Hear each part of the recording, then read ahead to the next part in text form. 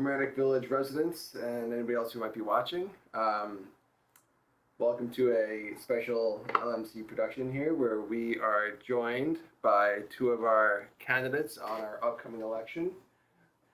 Today we have Sharon Torres and Nora Lucas. Thank you for being here with me today. Thank you. Thank you. I am Peter McKee. I am simply just one of the many village residents who, like both of you, have concerns over the direction and the past direction that we have had, over recent years and months of our community, and how we can, or namely the two of you, can help steer it in the right direction, as I believe, from what I have heard, you will. So thank you. Thank you. Thank you. Both of you are running on the Building Bridges campaign, the Building Bridges line, which is also endorsed by the Democratic Party. Is that correct? Yes. Yes, it is. Excellent. Tell me a little bit more about that, because I think that some voters might get a little confused, possibly seeing you on both lines, or what the Building Bridges line is. Sure. So the Building Bridges line is really just about bringing people together.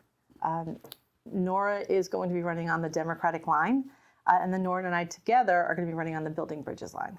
And we created that line so that we could bring together people across the entire village, whether you're an independent, whether you're a Republican or a Democrat. It's a party that is going to be rational and civil and really listen and try to develop trust with the village again so that everyone has a voice and we become the public servants that we're meant to be, and instead of the other way around.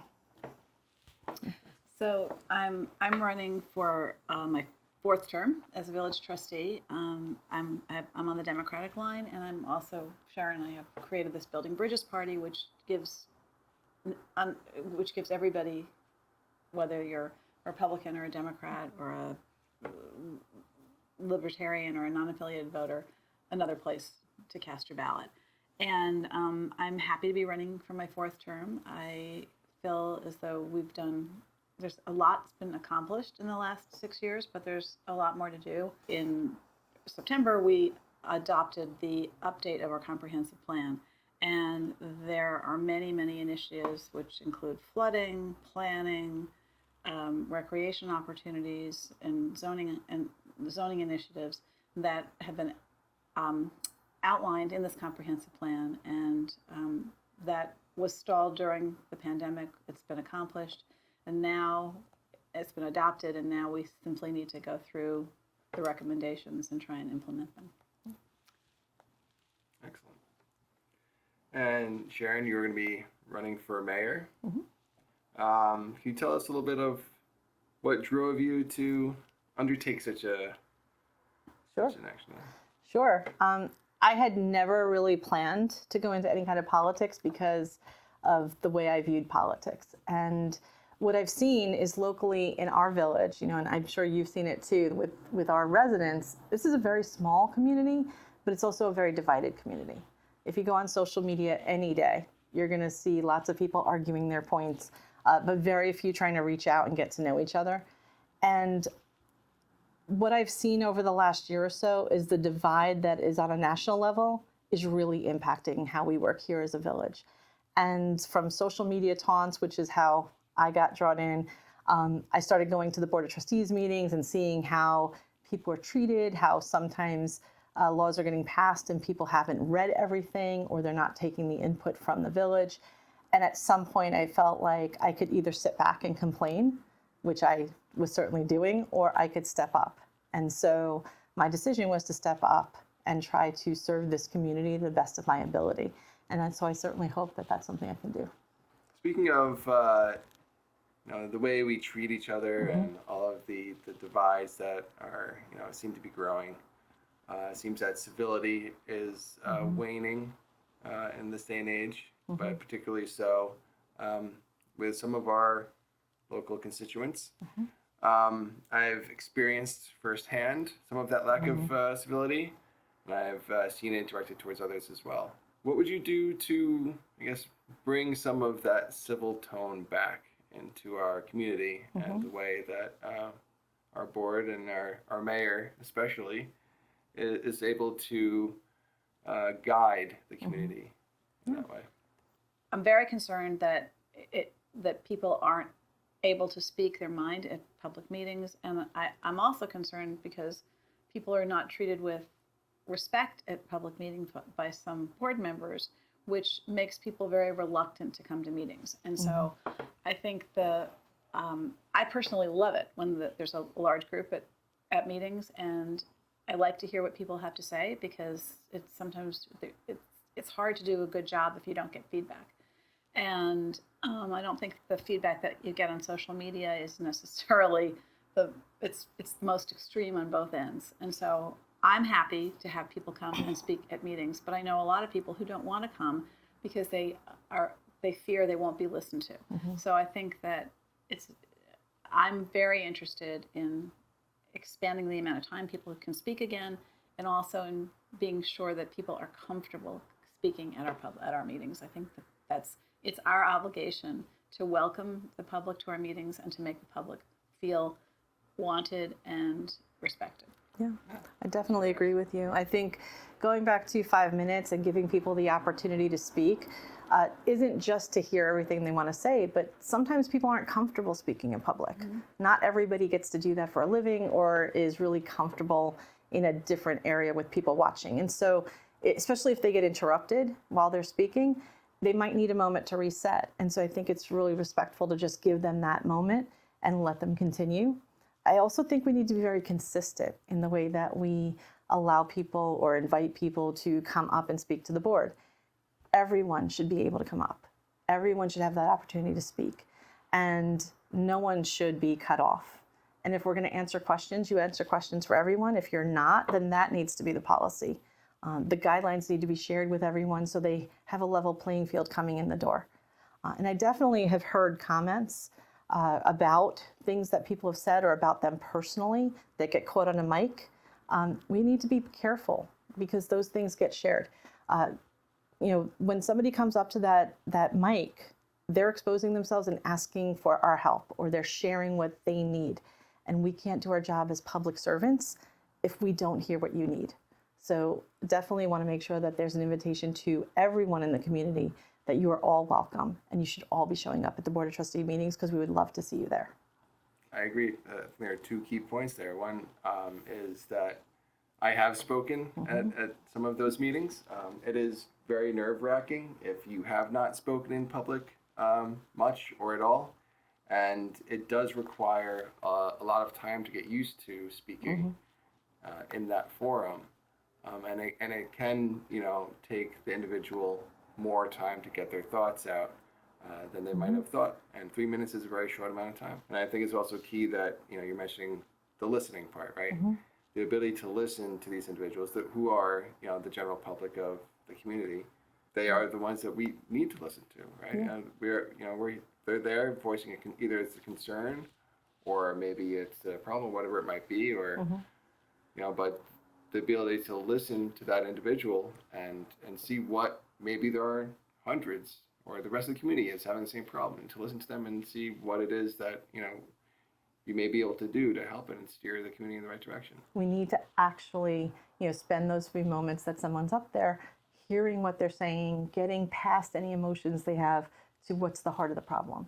Because that's the only way we're going to be able to address the issues. And staring down and ignoring people and dismissing them or literally telling them to go away may not be the best way to handle those situations. I know that there's all different people that show up. Sometimes, they may be combative, or they may be, present issues that are redundant or whatever it may be, but they're there voicing their concerns, and they still deserve the right to be heard. And that's it's an issue I think that both of you are bringing to the table very clearly, and I appreciate that. Thank you. That's our job as the Board of Trustees, to listen to the public and to work in the public's best interest. Another topic of that, the public's best interest, is quality of life. I think that quality of life is kind of covers an array of different topics.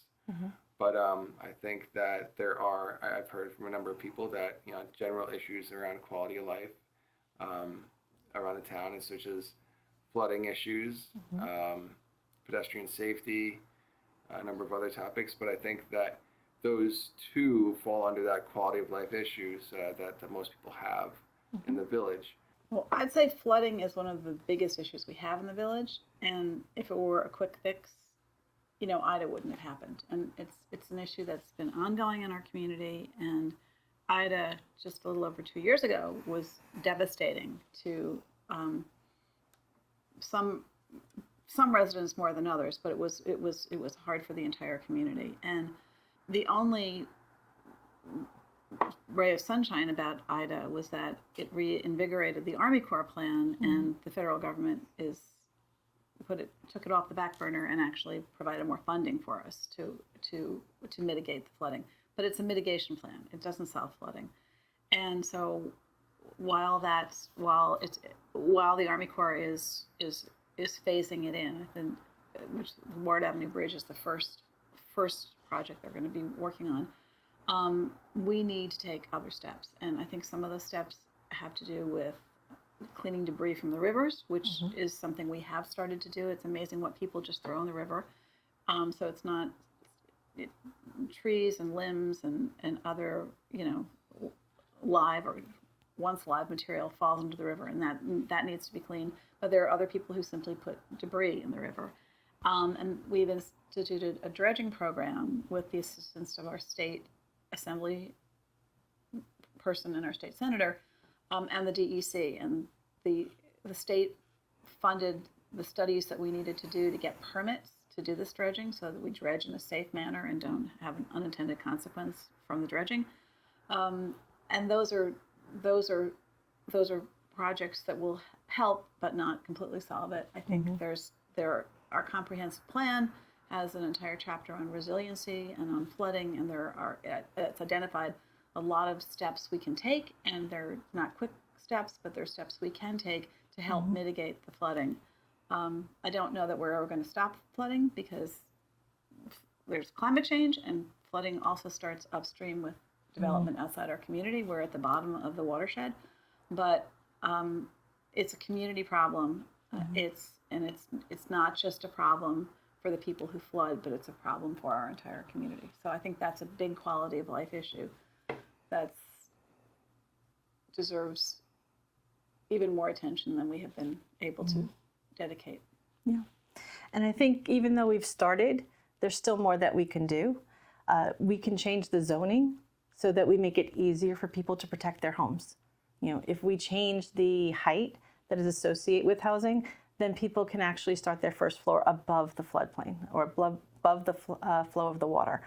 And we can look at green infrastructure, make sure that we're changing how much of the property can be used for building and how much must remain green. We can look at I-95 and talk to New York State. They've been changing the way they use their property outside of I-95, and that affects us. It brings more water in, and it brings more polluted water into us.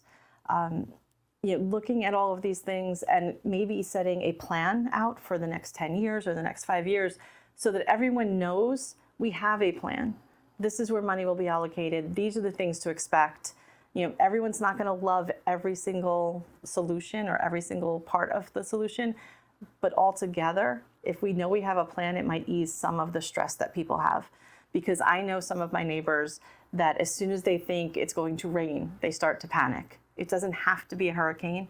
It's any amount of rain that's coming in that gets backed up.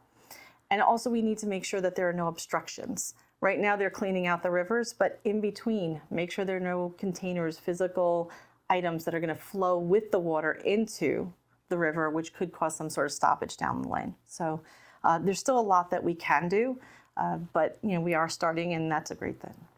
And so there are measures other than physical construction that could be implemented fairly readily, like you said. That's very nice to get the containers, any loose debris, anything that could potentially clog the rivers out of that flow.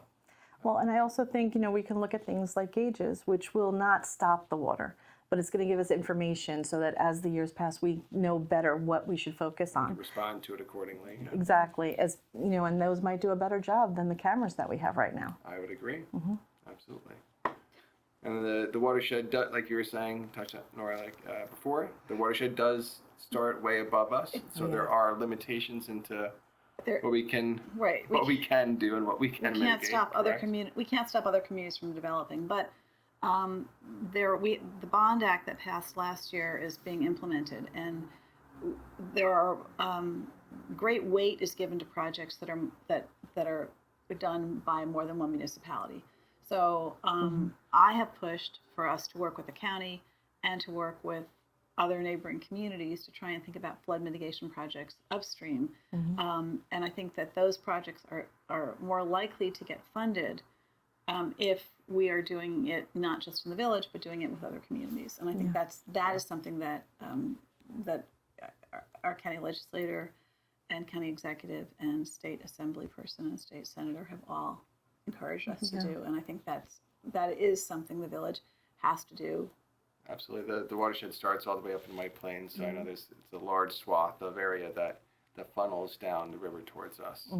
So I think that coordination between the different communities would be paramount. And additionally, the Army Corps plan doesn't include the Sheldrake. It doesn't include the Beaver Swamp Brook, which is a Rhineck water body, and that water body is, there are walls that are crumbling, and that impacts neighbors in that community, and that's an area that we haven't really tackled, and I think it's something that we have to think about. We have to figure out how to allocate the financial resources that we have to projects and phase them in over time. And I mean, everybody would like things to be done more quickly, but I think we have to start planning a little bit. We have to start a better planning process. Absolutely. On a similar note, since flooding is a bit of a life safety issue, it does affect so many people. But I believe that life safety and pedestrian safety is a big concern for a number of people. This village is filled with a lot of people that use the sidewalks, bikeways to get around town. It's a very walking-friendly community, but there are some instances where people might feel unsafe. I know that individuals have brought up pedestrian safety to yourselves as well as other people in the community. Would you like to speak about what you would do, or at least what priorities you would take, in dealing with pedestrian safety? Yeah. So one of the things that we have done is, in conjunction with the Traffic Commission, done a bunch of pedestrian safety assessments in various communities, in various neighborhoods. And there have been recommendations that have been made to and by the Traffic Commission that haven't all been implemented. So there's some recommendations that are simpler to implement than others. Sidewalks are a capital improvement, and so that's a capital project, and we need to phase those in over a period of time. We are doing a big project in Rhineck from Mamaroneck Avenue up to the Harrison border, where those sidewalks are being improved. And that will help pedestrian safety in terms of to and from. It's near the train station, so it will help people walking to and from the train station, and also people commuting, kids walking to and from Rhineck schools. But and we got a big grant to do that, so we have to match it, but that's some funding that we got. We also have other sidewalks that need to be built, not just repaired, but built to make it safer for people to walk to school. But I think that in addition to capital projects, we are a Vision Zero community, which means we want to have no pedestrian accidents in our community. And actually, they shouldn't be called accidents; they're called crashes. It's not an accident; it's an active crash. And I think that we need to implement more of a public information program to both pedestrians and to people who drive about constantly reminding them about pedestrian safety. And sometimes, we have those lights, the trailer lights that flash the speed that you're going. But I think we need to really think about working in a public information program to really constantly remind pedestrians and drivers of the need for safety and how easy it is to just forget for a moment, and that's when you have a crash. Yeah. And someone can get hurt, and you can repair a car, but you can't always repair a person. Right. And that reminds me of a story back from probably before COVID with a different traffic commission, where we live on, Nora and I live on the same block, and we have a very heavily traveled intersection with lots of people passing through stop signs and speeding down the road. We also have a nursery school right down the street, which makes it a little scarier because you could have some children crossing the street that end up having some sort of accident or crash, as Nora would say. But a few years back, one of our neighbors was walking in the crosswalk in the evening and just trying to get from one side of the street to the other. He had 2 dogs with him, 2 very small dogs. One of them was his fiance's, one was his. And as he was crossing that street, somebody came around the corner, wasn't paying any attention, and ended up running over the dog. He had to go back home and have that conversation with his fiance. And it could have been a child. It could have been a stroller. It could have been anything. And so we spent, myself, other board members, neighbors, people from our building, spent more than a year going back and forth to every single traffic commission meeting, trying to get them to look at where we lived, trying to get them to make some changes. And it was frustrating. It took us so long that we actually started doing things on our own, like putting in security cameras, and we added lighting on our building. It wasn't enough. Finally, there was a zoning issue and they had some bushes removed. It still wasn't enough. So more than 13 months later, the Traffic Commission finally sent an advisory statement to the Board of Trustees, some sort of recommendation, and they went along with, can we please replace the lighting that had been damaged years earlier in a storm and never replaced. That was after all that time, that's what we were able to get done. Once we got to the Board of Trustees, it was approved immediately, but then it took probably about 8 months just to get that light in. So we invested about 2 years into trying to get something fixed at that intersection that would try to protect life. I think if the processes are more efficient and if the recommendations coming from the Traffic Commission to the Board of Trustees is on a much more regular basis, that is reviewed much more often, we might be able to be more efficient, and that's going to make our streets safer for not just the drivers, but for anybody who's crossing the street. Along with life safety and quality of life, we can transition a little bit to the general impacts of our community, namely some residents have complained about overdevelopment. I know that you're well aware of the petition from Hampshire Country Club to develop their site. I know that they had tried to sway the public by presenting an opportunity for the school to receive some land in exchange for some support on that matter.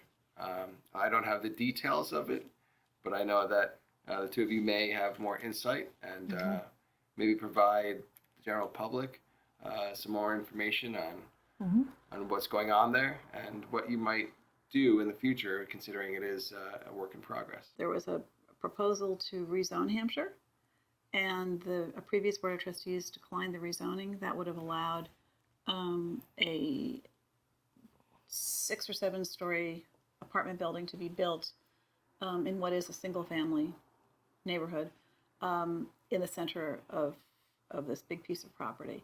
And because the rezoning was not approved, Hampshire proposed a 120 unit development on the golf course, single family development. And the planning board rejected it as not sustainable or safe. And the village board of trustees has defended the planning board's decision. And I think one thing to think about in this development scheme for Hampshire is that it's a golf course that was created in the 1920s out of a salt marsh. If it were still a salt marsh, you couldn't even create a golf course, let alone build all this housing. So the planning board recognized that this was not feasible, and that's in litigation.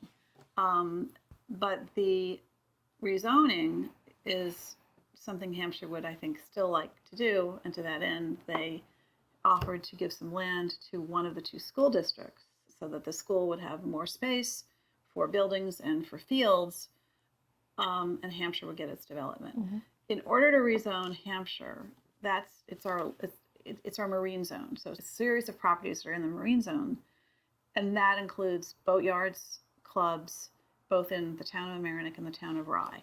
So to rezone Hampshire could trigger rezoning and impact all of these other properties. So it's not just one property, it's a bunch of other properties. And this incentivizing one school district to push for rezoning actually also impacts another school district, because the Rye-Neck School District has there are several marine zoned properties in that school district.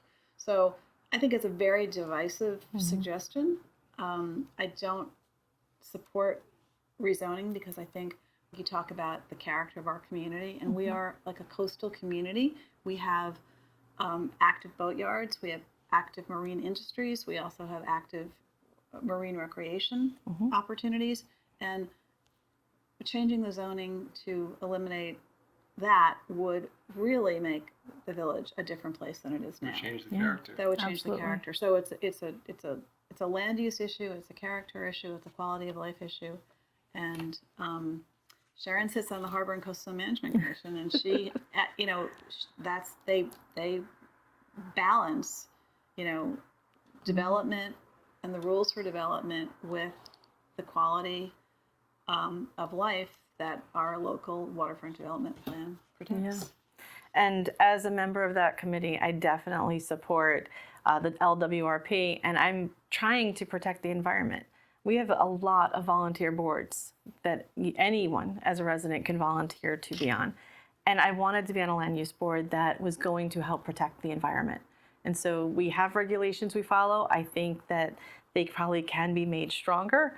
But in the end, rezoning one property so that when it affects everyone else in the community, I just don't think that making that type of change for one entity is in the best interest of the village. And I've heard our neighbors in other areas say, well, it's because it's Orienta. If it were here, you'd be okay with doing it, but because it's Orienta, you're not going to. And I just want to remind everyone that what happens in one place, one part of our village, affects the entire village. Whether it's flooding or our schools or our traffic, everything is interconnected. And so if it happens in Orienta and creates more issues, those are going to flow into your community. So when we say no to Hampshire, it's because we want to protect the village of Mamaroneck, not one particular community.